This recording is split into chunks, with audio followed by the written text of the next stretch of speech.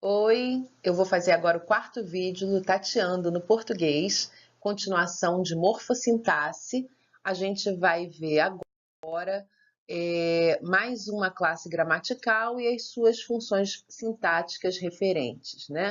A gente vai trabalhar agora com o substantivo e vai observar que ele pode atuar como núcleo do sujeito, do objeto direto, objeto indireto, complemento nominal, agente da passiva, etc, tá?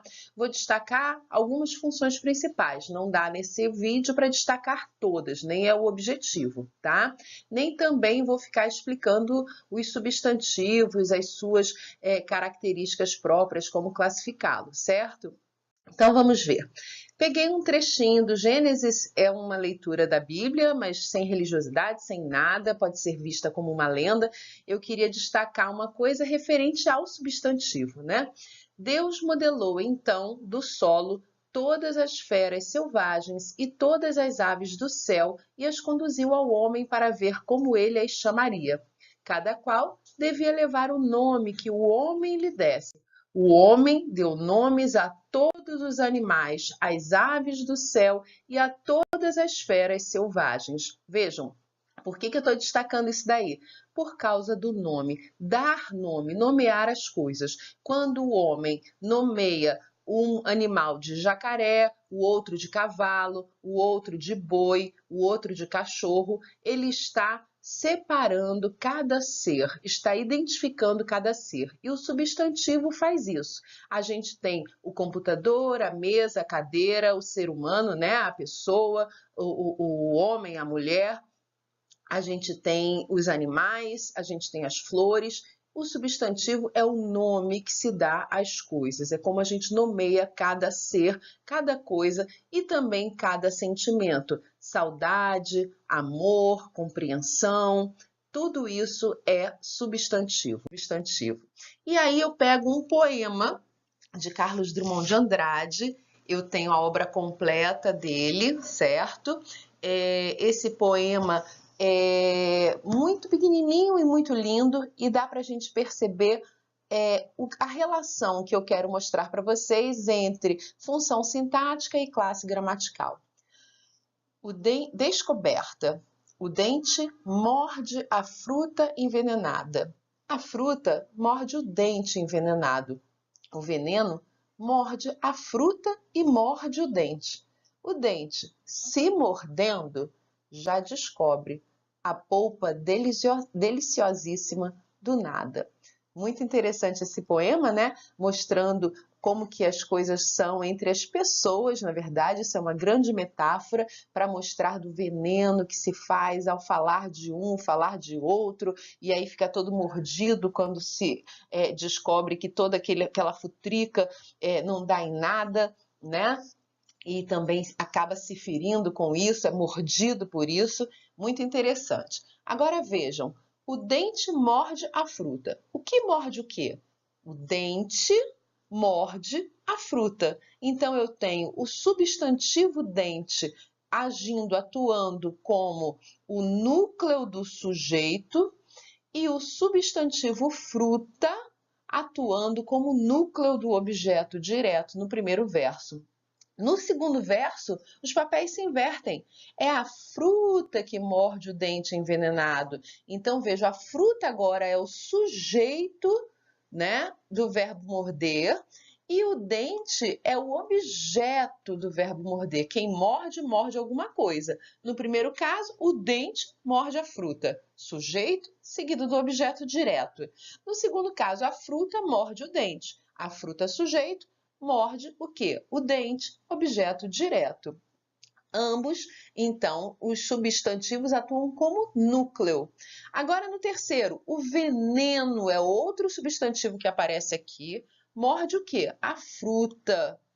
E morde o quê? O dente. Então, vejam, o veneno é o sujeito da primeira oração, morde o quê? A fruta, objeto direto, e também morde o dente. Então, ele também é sujeito, que está subentendido aqui, morde o dente. O dente, todo mordido, né? Se mordendo lá, sofrido, né? Já descobre o quê? Quem descobre alguma coisa. A polpa. deliciosíssima do nada. Então, vejam, eu destaquei em amarelo os substantivos, destaquei os núcleos de determinadas funções sintáticas. No caso, os primeiros estão sempre sendo sujeitos, os segundos estão sempre complementando o verbo. Morder, no caso, morde a fruta, morde o dente, morde a fruta, morde o dente, né? E depois o verbo descobrir, descobre a polpa. São objetos diretos. E os substantivos atuam como núcleo do sujeito e do objeto direto. Ok? Então vejam a construção e toda a brincadeira que Drummond faz com os termos para mostrar essa metáfora belíssima do tititi, do mimimi, da briga, da picuinha, da futrica, né? E como que isso tudo resulta em nada. Fantástico esse poema, né?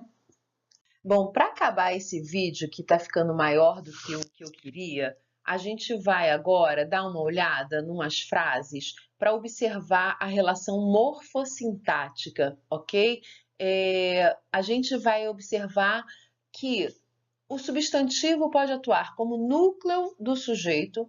A bolsa rasgou. Bolsa, núcleo do sujeito.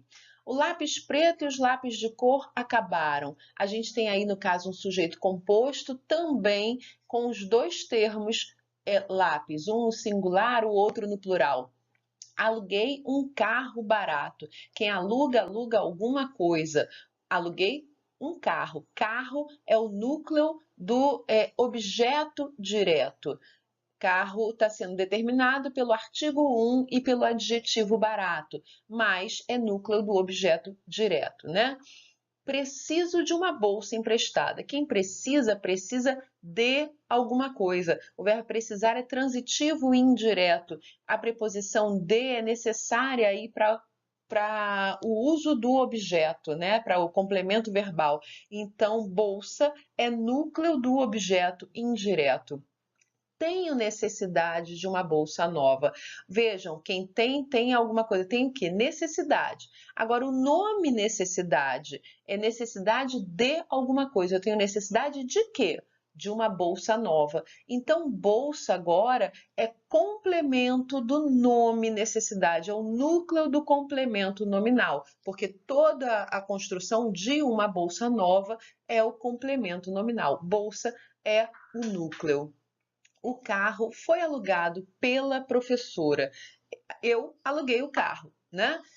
Quem aluga, aluga alguma coisa. Agora, quando eu tenho uma construção que está aí na voz passiva, né? Analítica, quem é que está alugando o carro? A professora, mas ela está num papel de agente da passiva. Tem a preposição aí por, né? Mas pela professora. Professora é o núcleo do agente da passiva. Então, aí tem algumas funções sintáticas em que o substantivo atua como núcleo. É a relação morfossintática, substantivo, e a relação sintática, o papel que ele exerce em cada uma dessas frases.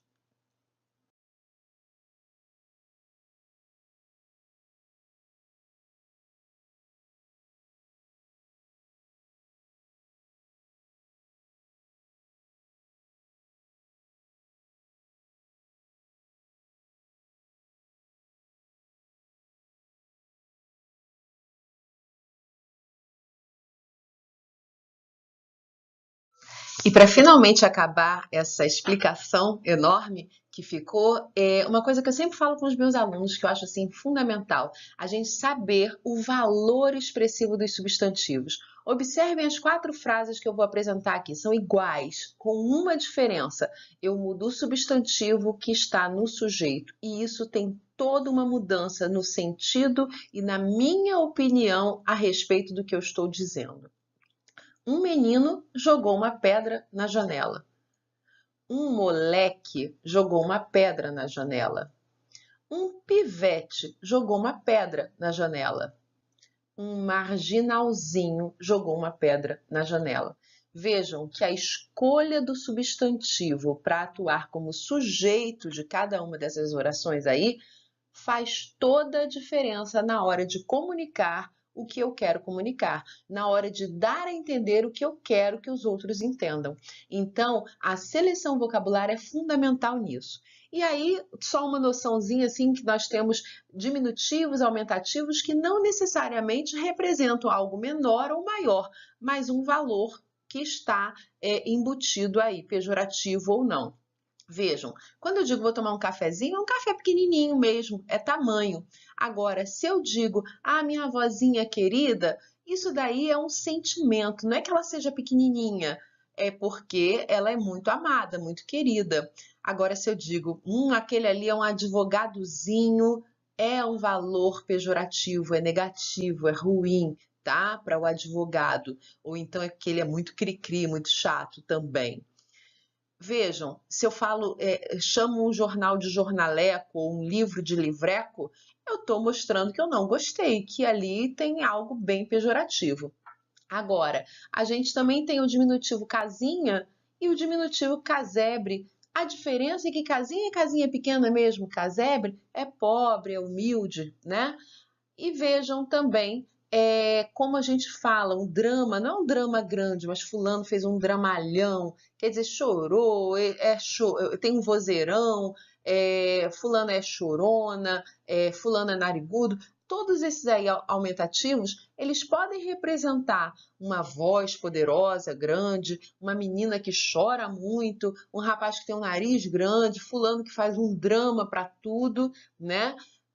É aumentativo e, dependendo da construção, a gente pode dar um valor pejorativo ou não na situação. Então, observem sempre os termos que vocês escolhem para dizer aquilo que desejam dizer. Terminamos por aqui esse vídeo, vou preparar o próximo, ainda dentro da morfossintaxe. Beijo grande, tateando no português.